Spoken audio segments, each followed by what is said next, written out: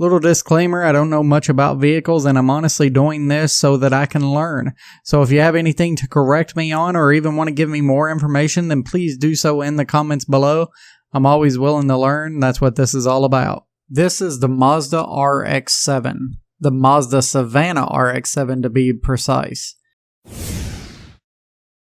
With doing research on the Mazda Savanna RX-7, I was confused by how many different versions of the RX-7 there seemed to be. There is the first generation versions, which is known as the SA and FB, the second generation, which is known as the FC, and the difference here is that the fact that there was a convertible body style option and ran with a 13B rotary engine rather than the first generation's 12A carbureted rotary engine.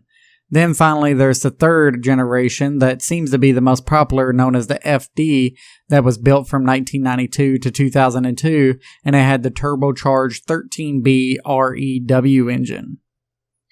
What we have here though is the second generation, which was produced from 1985 to 1992 by Mazda, known in Japan as the Mazda Savanna RX-7. In Japan as well, they had a limited edition of the FC series, which was known as the Infinity. They only produced 600 cars each year, and some of the features involved upgraded suspension and ECU. They made the car lighter, aluminum alloy wheels, and a few more other options. The Mazda Savanna RX-7 had a 2.4-liter engine which developed around 146 horsepower and 135 pound-feet of torque.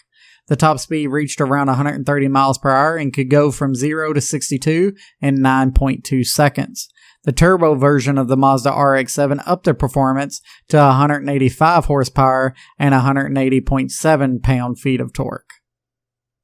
And as for the exterior of this car, during the time the Porsche 944 was doing incredibly well, and so Mazda decided, hey, we'll just design the Savanna RX-7 after the 944 and the Porsche 924.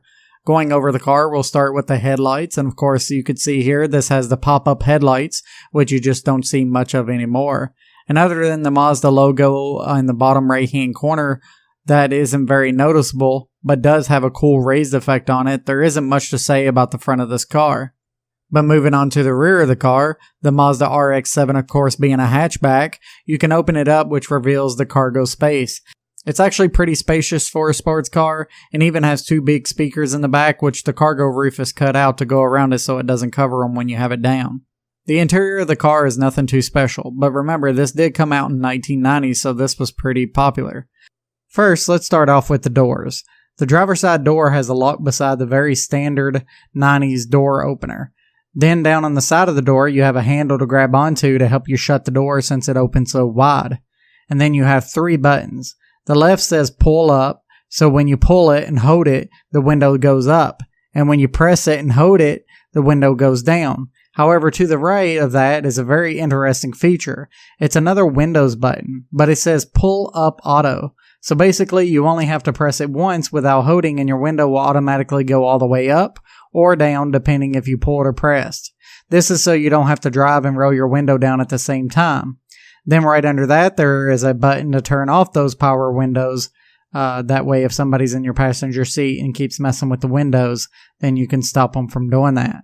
And also on the passenger side door, it does have power windows as well, but it's missing the auto button. So I'm sorry whoever is in the passenger seat, but you must do it yourself. Then in the middle, right above the console and below the shifter, you have some buttons there which include adjusting the mirrors and what seems to be a defroster or maybe heated seats. However, I think it is the high beams. I looked up the particular car manual, but I could only find the Japanese version, so I couldn't quite figure it out. If you have this car or you actually know about this car, then let me know what it is in the comments below. Once again, this is a learning project and I would like to know. Of course, this is a right-sided driving car. Lots of dials and levers, of course, with a clock on the top of the dashboard. There is an ashtray just in front of the gear shift equipped with the cigarette lighter next to it. Speaking of shifter, to the left of it, between the shifter and the passenger seat, we have the emergency brake. So that means you would have to actually avoid the shifter and reach around it to apply the emergency brake. And this car right now on Auto Trader and CarMax will run you just under $10,000. Not bad for a car like this.